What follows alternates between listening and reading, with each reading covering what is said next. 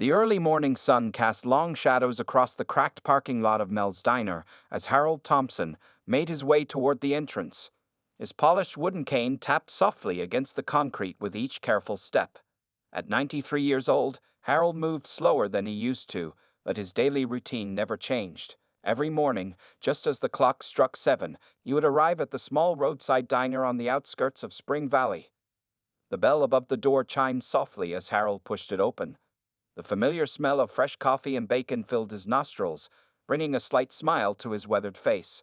Sarah, the morning waitress who had been working at Mel's for over 15 years, looked up from wiping down the counter and gave him a warm wave. "Morning, Mr. Thompson. Your usual corner booth is all ready for you," she called out cheerfully. Her kind eyes crinkled at the corners as she watched him make his steady way across the black and white checkerboard floor. Harold nodded in greeting, his movements deliberate and dignified as he settled into the worn red vinyl booth. The leather of his veteran's cap, adorned with a simple Marine Corps pin, caught the morning light streaming through the slightly dusty windows. The booth had been his spot for so long that the cushion had molded perfectly to fit him, like an old friend welcoming him back. Sarah appeared moments later with a steaming cup of black coffee, setting it down with practiced care. She didn't need to ask what he wanted for breakfast anymore. 2 eggs over easy, crispy hash browns, wheat toast, and 3 strips of bacon, arranged just so on the plate. Harold had ordered the same meal every morning for the past 12 years, ever since his wife Martha had passed away. "Beautiful morning, isn't it, Mr. Thompson?" Sarah asked as she topped off his coffee, even though he had barely taken a sip. It was part of their daily ritual, this small exchange of pleasantries. "That it is, Sarah?" Harold replied softly, his voice carrying the gentle gruffness that came with age. "Reminds me of the mornings in San Diego, back in '52. He rarely spoke more than a few words, but when he did, they'd often carry hints of a life filled with remarkable experiences." As he waited for his breakfast, Harold's clear blue eyes gazed out the window, watching the world wake up around him. The morning crowd began trickling in, truckers stopping for coffee before their long hauls, local factory workers grabbing quick breakfasts, and other regulars who had made Mel's part of their daily lives. Each person who entered gave Harold a respectful nod or quiet greeting. Even those who didn't know his name recognized something special about the elderly veteran who sat with such quiet dignity in his corner booth. His perfectly pressed plaid shirt and neatly combed silver hair spoke of a man who took pride in his appearance, despite his advanced years. Sarah returned with his breakfast, arranged exactly as he liked it. "Here you go, Mr. Thompson. Fresh out of the kitchen." She placed the plate in front of him with the same care she might use handling fine china. Harold thanked her with a gentle smile and began his meal, cutting his food with precise movements that hinted at years of military discipline. The morning sun continued to climb higher, painting warm rectangles of light across Harold's table. He ate slowly, methodically, savoring each bite while occasionally sipping his coffee. His eyes would sometimes drift to the old photographs that lined the diner's walls, snapshots of the town's history that he had watched unfold over the decades. Other customers came and went, the bell above the door chiming a steady rhythm of arrivals and departures. The sounds of clinking plates, quiet conversations, and the sizzle of the grill created a comfortable background melody that Harold had grown to appreciate. In a world that seemed to move faster every day, this corner of Mel's Diner remained wonderfully unchanged. As he finished his meal, Harold carefully wiped his mouth with a paper napkin and straightened his silverware on the empty plate. Sarah appeared, as if by magic, to clear his table and offer one final coffee refill. This was his time to sit and reflect, to watch the morning unfold around him while memories of past days drifted through his mind like gentle clouds. Little did Harold know that this peaceful morning routine, which had become as natural as breathing to him, was about to face an unexpected disruption. The familiar rhythm of his days at Mel's Diner would soon be challenged by visitors who would test his patience, dignity, and ultimately reveal a side of him that no one in the diner had ever seen before. The peace of Mel's Diner shattered one Tuesday morning when the thundering roar of motorcycle engines filled the parking lot. Harold looked up from his coffee to see 5 large motorcycles pull up outside, their chrome pipes gleaming in the morning sun. The machines were impressive, all black and chrome Harley-Davidsons that looked powerful and expensive. The bell above the door barely had time to finish chiming before the bikers burst in. their heavy boots stomping across the checkerboard floor. The leader of the group, a massive man who stood well over 6 feet tall, ducked his head slightly to clear the doorframe. His arms, covered in colorful tattoos, were as thick as Harold's thighs, and a black leather vest displayed various patches and pins. Well, what do we have here? The big man announced loudly, his voice filling the small diner. Looks like we found ourselves a new breakfast spot, boys. The other 4 bikers laughed, their voices mixing with the sound of leather creaking as they spread out through the diner. Sarah, who had been refilling Harold's coffee, tensed slightly but maintained her professional smile. "Welcome to Mel's," she said, clutching her coffee pot. "Would you gentlemen like to see some menace?" The leader, who the others called Tank, dropped heavily into a booth near the counter, making the whole structure shake. "Bring us coffee, sweetheart, and make it quick," he ordered, not even looking at her. "And none of that weak stuff. We want it strong enough to wake the dead." Harold watched quietly as the other bikers settled into nearby booths. They were all large men, dressed similarly in leather vests and jeans, with various tattoos visible on their arms and necks. Their loud voices and rough laughter completely changed the atmosphere of the usually quiet diner. The regular customers, a handful of elderly locals and 2 truck drivers, shifted uncomfortably in their seats. One elderly couple quickly finished their meal and hurried out, leaving money on their table. Tank noticed this and laughed. "Guess we're too much excitement for the old folks," he said loudly, making his crew laugh again. Sarah moved efficiently between the tables, bringing coffee and menus to the bikers. She tried to maintain her usual cheerful demeanor, but Harold could see the strain in her smile. When one of the bikers deliberately brushed against her as she passed, Harold's hand tightened slightly on his coffee cup, but he remained silent. "Hey, what's good here?" Tank called out, his voice unnecessarily loud. Before Sarah could answer, he added, "Actually, bring us everything on the breakfast menu. And keep those refills coming." His crew whooped and banged their fists on the tables, making the silverware rattle. The cook, Mike, peered out from the kitchen window with concern. He was a sturdy man in his 40s who had worked at Mel's for over a decade, but even he seemed unsure about how to handle these new customers.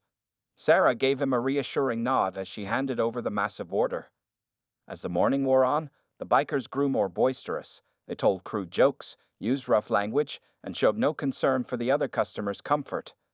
Every time the bell rang announcing a potential customer, the newcomers would take one look at the rowdy group and decide to eat elsewhere.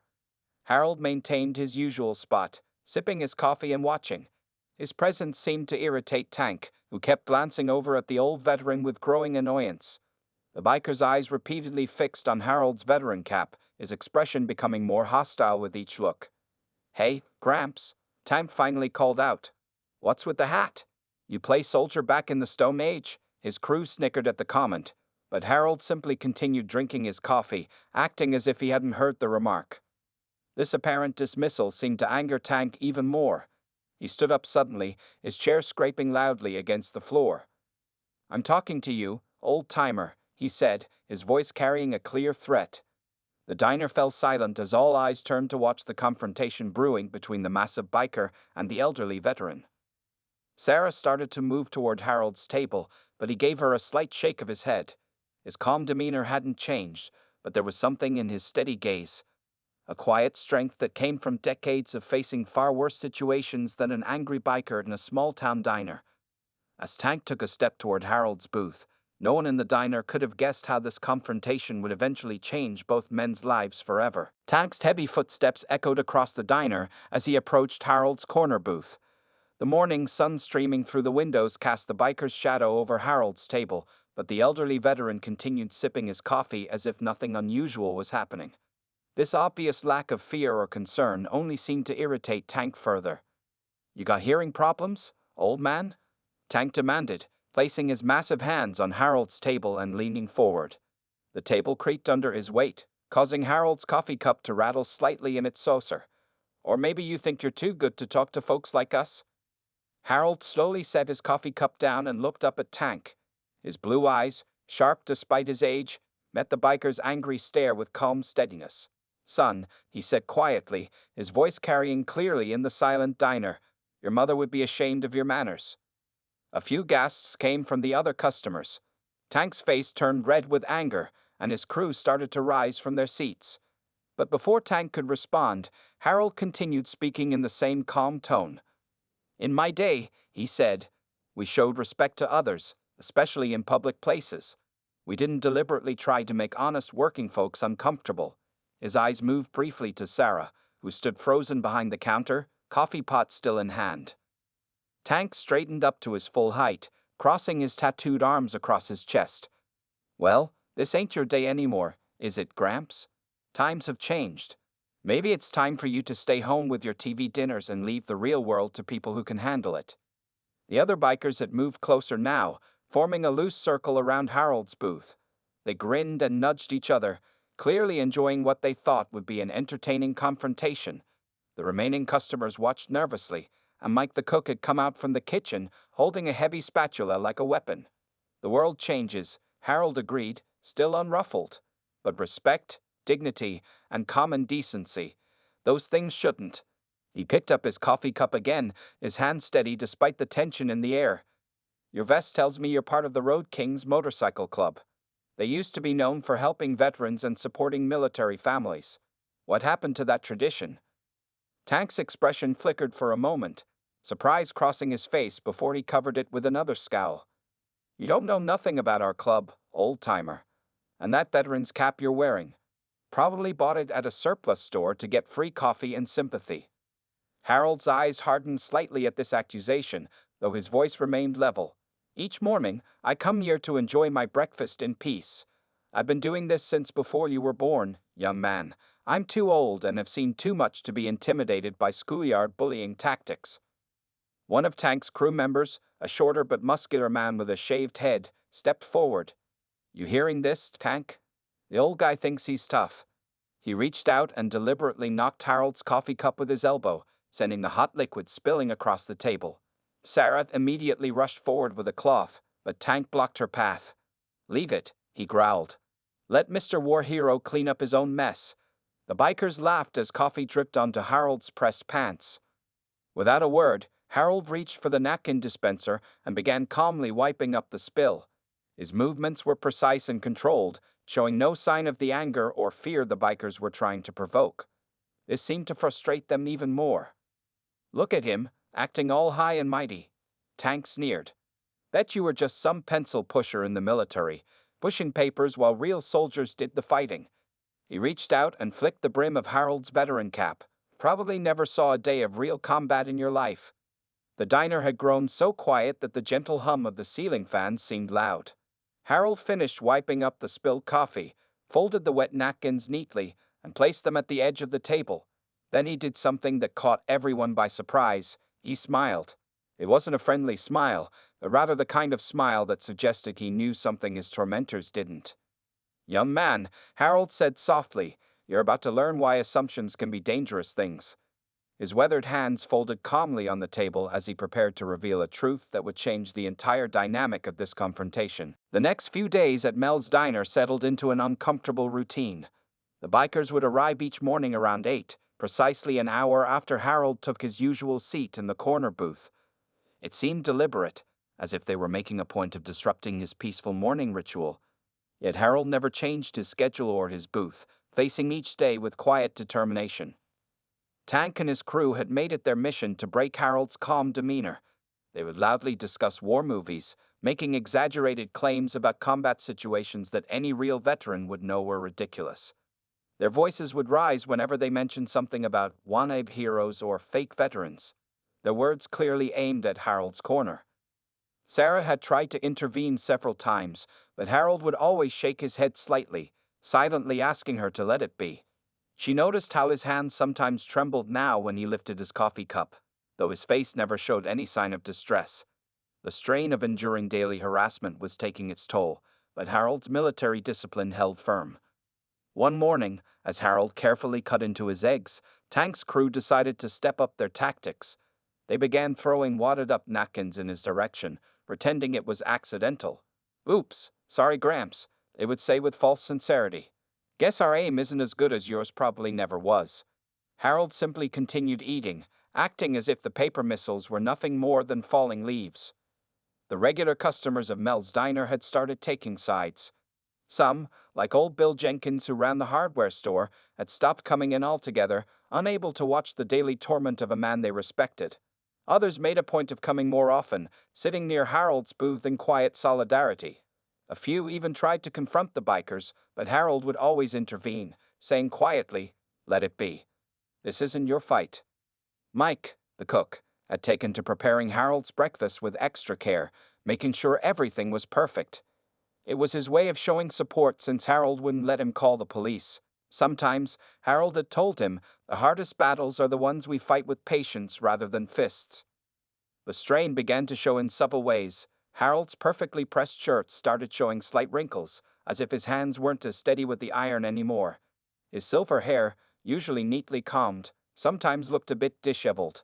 Sarah noticed that he was taking longer to finish his meals, his movements more deliberate, as if each bite required extra concentration. Yet there was something about Harold's continued presence that seemed to frustrate the bikers even more than any resistance would have. His silence in the face of their taunts made their actions seem increasingly childish.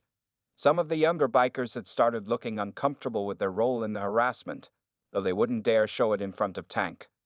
One quiet morning, while Harold was reading his newspaper, one of Tank's crew members accidentally knocked over his own coffee cup. Without hesitation, Harold reached into his pocket and offered his clean handkerchief. The simple act of kindness caught the young biker off guard, and for a moment, their eyes met.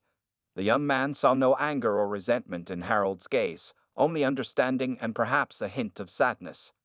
That small interaction seemed to change something in the diner's atmosphere. The next day, two of the younger bikers nodded slightly to Harold when they entered, earning a fierce glare from Tank. The tension in the air felt different now, charged with something more complex than simple harassment. Even Tank seemed affected by Harold's unwavering dignity. His taunts became louder but less frequent, as if he was trying to convince himself more than others. Sometimes, when he thought no one was looking, Tank would watch Harold with a mixture of confusion and growing respect, though he'd quickly hide it behind another sneer. As the days passed, Harold's silver hair caught the morning sunlight as always, his war-weary shoulders straight despite the burden of enduring daily disrespect.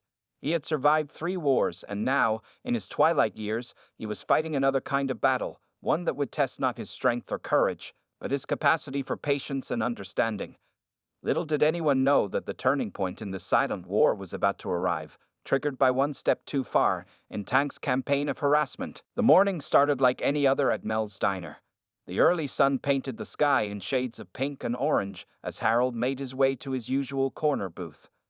Sarah greeted him with a warm smile, though her eyes held worry. Over the past weeks, she had watched the proud veteran endure endless harassment from Tank and his crew, and she could sense that something had to give. Today felt different somehow. The air in the diner seemed heavier, charged with an unseen tension. Even the regular customers sensed it, casting nervous glances at the door whenever they heard a motorcycle engine in the distance. Harold sat quietly as always, his coffee cup warming his weathered hands as he gazed out the window. When Tank and his crew burst through the door at their usual time, their leather vests creaking and boots stomping, something had changed in their leader's eyes. Tank's face was flushed, his movements more aggressive than usual. The other bikers exchanged worried looks. They had seen their leader in this mood before, and it never ended well. "Well, if it isn't our favorite war hero," Tank announced loudly, his voice carrying a sharp edge. He strode directly to Harold's booth, not even bothering to stop at his usual table. "Still playing soldier with that fancy cap of yours?" Harold continued drinking his coffee, his movements calm and measured. This seemed to enrage Tank even more. The large biker slammed his hand down on Harold's table, making the dishes rattle. Several customers jumped at the sudden noise, but Harold didn't flinch. "I'm getting real tired of your high and mighty attitude, old man," Tank growled. "Acting like you're better than us with your pressed shirts and shined shoes." He leaned closer, his massive frame casting a shadow over Harold's breakfast. "Bet you've never seen a day of real action in your life." The diner had fallen completely silent. Even the usual sounds of cooking from the kitchen had stopped as Mike and his staff watched through the service window. Sarah stood frozen behind the counter, the coffee pot trembling slightly in her hand. Then Tank did something that crossed a line no one had dared approach before. He reached out and snatched Harold's veteran cap right off his head. The sudden movement ruffled Harold's silver hair, and for the first time, everyone could see a long, faded scar that ran along the side of his head, usually hidden by the cap. "Let's see what makes this hat so special," Tank sneered, holding it up mockingly. He made an exaggerated salute, drawing snickers from some of his crew, though a few looked uncomfortable with this new level of disrespect. The diner seemed to hold its breath. Sarah took a step forward, but before she could speak, Harold moved. For the first time since the harassment began, he stood up. Despite his 93 years, he rose to his full height with a fluid grace that surprised everyone watching. Harold's movement was so unexpected that Tank took an involuntary step backward. The elderly veteran wasn't particularly tall, but something in his posture commanded attention. His blue eyes, usually gentle, had taken on a steely glint that made him seem taller than he was. "Young man," Harold said, his voice quiet but carrying an authority that filled the entire diner, "that cap has been through 3 wars. His words were measured, each one delivered with perfect clarity. "It has seen things that would turn your hair white, and it deserves more respect than you're showing it." Tank tried to maintain his mocking smile, but it faltered under Harold's steady gaze. For the first time, he noticed small details about the old veteran, the way he stood, balanced perfectly despite his age, the subtle scars on his hands, but most of all, the unwavering look in his eyes that spoke of experiences far beyond anything Tank had imagined. The air in the diner crackled with tension as Harold continued to stare directly into Tank's eyes. The moment stretched out, and in that silence, everyone present could sense that they were about to witness something extraordinary. Harold Thompson, the quiet veteran who had endured weeks of harassment without complaint, was finally ready to reveal who he really was. Harold's steady gaze never wavered as he prepared to speak. The morning sunlight streaming through the diner's windows caught the silver in his hair, highlighting the scar that ran along his temple. Tank still held the veteran's cap in his hands, but his mocking grip had loosened, now holding it almost uncertainly. "Since you seem so interested in my military service," Harold began, his voice carrying the weight of decades of experience, "let me tell you exactly who you've been harassing these past weeks." He took a small step forward, and despite their size difference, Tank found himself taking another step back. "I served in the United States Marine Corps Force Recon for 27 years, Harold continued. 3 wars, 17 major operations, and more classified missions than I'm allowed to discuss even today. His words were clear and measured, each one striking with the precision of a well-aimed bullet. The diner remained absolutely silent. Even the usual morning traffic outside seemed to have quieted, as if the world itself was listening to Harold's story. Sarah had moved closer, her hand covering her mouth in surprise. The other bikers had unconsciously gathered closer, drawn in by the authority in the old veteran's voice. "Operation Switchback, 1952, Harold said, his eyes locked on Tank's increasingly uncertain face. "I led a team of 6 men behind enemy lines in Korea. We held a critical position for 72 hours with no support, no relief, and no hope of rescue." He gestured to the scar on his head. "This is where a Chinese sniper's bullet grazed me. I still completed the mission." Tank's face had gone pale. His hands, still holding Harold's cap, had started to tremble slightly. One of the younger bikers whispered something that sounded like "holy shit," but was quickly silenced by the others. "Vietnam, 1968, Harold continued, his voice steady and clear. "I trained over 300 Special Forces operators, many of whom went on to become instructors themselves. The advanced infiltration techniques I developed are still taught at Quantico today." He paused, letting this sink in.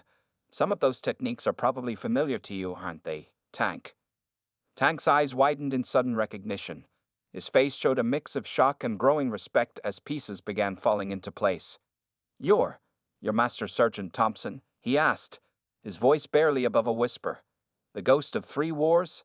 A murmur ran through the group of bikers. Even those who didn't know the name could sense its significance from Tank's reaction. Harold simply nodded, the motion precise and controlled. "I earned that nickname in Desert Storm, 1991, Harold explained, not for Tank's benefit, but for everyone else listening. "My last active mission, I was 60 years old, technically too old for combat operations, but they called me back." Someone remembered that I spoke fluent Arabic and had more combat experience than any three younger operators combined. Harold reached out, his movement unhurried but firm, and took his cap from Tank's unresisting hands. "This cap isn't just a piece of clothing," he said, running his thumb over the Marine Corps emblem. "It's a symbol of sacrifice, honor, and duty. Every scratch, every faded spot represents a moment when I put my life on the line for this country." The transformation in the diner was remarkable. The bikers who had been laughing and jeering minutes ago now stood in respectful silence. Tank's aggressive posture had completely disappeared, replaced by something that looked very much like military attention. "I don't talk about these things often," Harold said, his voice softening slightly. "The men I served with, the ones who didn't come home, they were the real heroes. I just did my duty." He placed the cap back on his head, adjusting it with the same precision he'd shown in combat so many years ago. Sarah wiped tears from her eyes as she watched the scene unfold. The regular customers sat in stunned silence, realizing that the quiet veteran they'd known for years was far more than he had seemed. But it was Tank's face that showed the most dramatic change. The arrogant biker had been replaced by a man who suddenly understood he had been mocking a living legend. The morning sun continued to stream through Mel's diner's windows. The atmosphere inside had completely changed. Tank stood before Harold, his massive frame seeming to have shrunk somehow, his earlier arrogance replaced by a look of deep respect and growing shame. The other bikers had gathered closer, their faces showing a mixture of awe and embarrassment. "Master Sergeant Thompson," Tank said, his voice carrying a tremor of emotion, I trained at Quantico in '95. He swallowed hard, his Adam's apple bobbing beneath his beard. "Your name? Your techniques. They were legendary. The instructors spoke about you like you were some kind of myth." Harold's stern expression softened slightly. "No myths, son, just duty and determination." He gestured to an empty chair. "Sit down. Let's talk properly." The simple invitation carried the weight of a command, and Tank found himself automatically complying, just as he had done in his Marine Corps days. The other bikers remained standing, unsure what to do, until Harold nodded to them as well. They quickly pulled up chairs, forming a respectful semicircle around the veteran's booth. Sarah, sensing the moment, began quietly filling coffee cups for everyone. "You were a Marine?" Harold asked Tank, though his tone suggested he already knew the answer. Tank nodded, sitting up straighter almost unconsciously. "Yes, sir. Force Recon, like yourself, though I never saw anything like what you did." Tank's voice had changed completely, losing its aggressive edge. "Served 8 years, 2 tours in Iraq. But compared to your service," he shook his head in disbelief. Harold leaned forward slightly. "Operation Black Sand, 1969. Does that mean anything to you?" The question made Tank's eyes widen in recognition. "Sir, that operation is still taught as a case study at Quantico." Tank's voice filled with excitement. "A small team infiltrated." He stopped, looking uncertain, but most of the details are still classified. Harold smiled for the first time that morning. "They are, but I can tell you about the sandstorm that hit us on the 3rd night. How we had to navigate by feel alone, crawling through enemy territory with zero visibility." His words painted a picture that made everyone lean in closer. The other bikers listened in fascinated silence as Harold shared details of missions that had become military legend. He spoke of things that only someone who had been there could know. The specific sound a Soviet-made rifle made in the Korean winter, the smell of jungle rain in Vietnam, the way desert sand felt different from beach sand. "The night rescue in Tehran," Tank said suddenly, his voice filled with wonder. "That was you too, wasn't it?" The instructors never named names, but they said a force recon team pulled off something impossible. Harold's eyes twinkled. Impossible is just a word people use when they haven't tried hard enough. He took a sip of his coffee, now going cold. "We lost good men that night, but we brought everyone else home." Sarah quietly refilled Harold's cup as Tank continued. "Sir, I can't begin to apologize for how we've treated you. We're supposed to be part of a brotherhood, and instead..." His voice trailed off, heavy with regret. "The mark of a true warrior," Harold replied, "isn't how many fights he wins, but how he handles his mistakes." He looked around at the gathered bikers. "You all wear patches showing respect for veterans. Now you know what that really means." The transformation in the bikers was remarkable. Their earlier swagger had been replaced by attentive respect. Even their posture had changed, backs straight, shoulders squared, listening with the kind of focus that only military training could instill.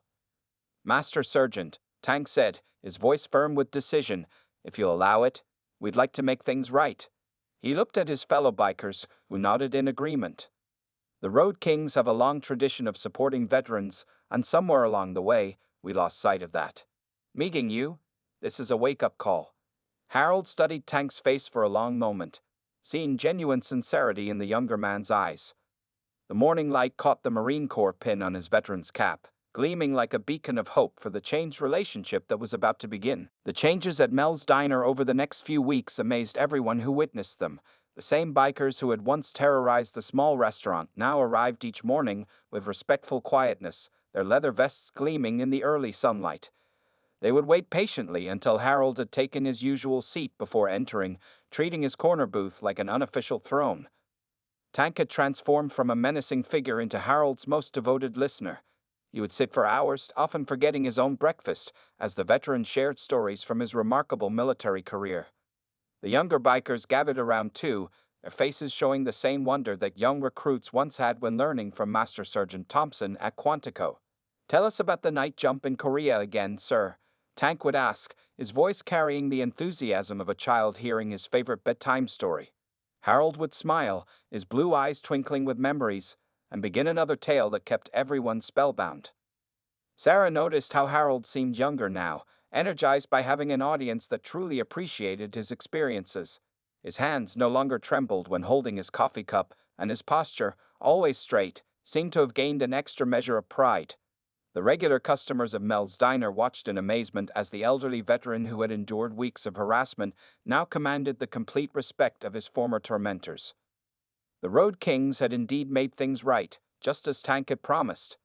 They appointed themselves as Harold's unofficial honor guard, ensuring that everyone who entered the diner showed proper respect to the veteran in the corner booth.